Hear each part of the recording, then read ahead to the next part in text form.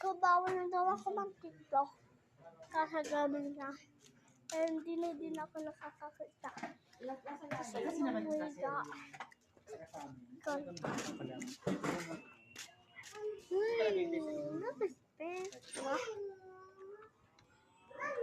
dito nakaraan parang hindi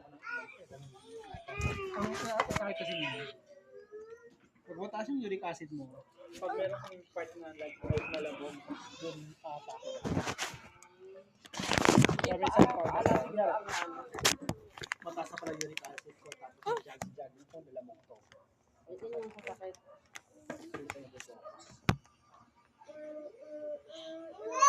Magkala tubig, para ma-flash yung Tsaka may reseta naman yun na ano. Siya kasi yung unang sa kanya, reseta, nag-react yung, parang may mga allergy yata ba yun? Parang namupantal. Para siya kinukuryente daw nung pag-inom niya yung gamot. Pinigil niya. Anong gamot?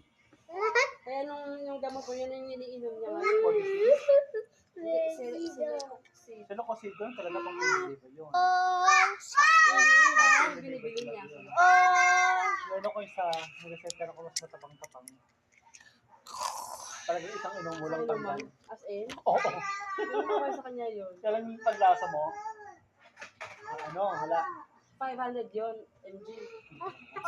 Parang yun, kami siya. Sige nga, diyan.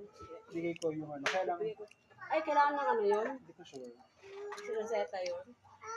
Pero pag pinakita mo yan, kasi ako gano'n ko eh. Yung mga dati kong reseta, pinapakita ko lang. Tumitingin ako. Mamalab. Pinakita mo yung dating meds or yung talaga reseta? Reseta. Hindi na ako nagkakita ng bago. Pag kunyari alis ako, para kung atakihin man ako sa iba ng lugar ng Patangin ka ng anong buyo. meron ako may inom. Kasi naranasan ko yun. Nagda ako ng matake yung gout ko. Hindi ako makapaglibot. I think yung unang UK ko yata yun. Eh, di borlogs na lang. Hindi. Hirap tuloy ako mag-blockad. Kaya nung mga na-following, may dagdag lang kami. Sila kusin. Kusin. Tapos, ang tagal pa mawala. Kailangan niya ipahinga muna yung paa niya.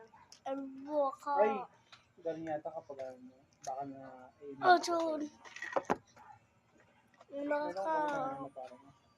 Diretso. sobrang tapa kasi. Kasi panlasa mo, ibagilin.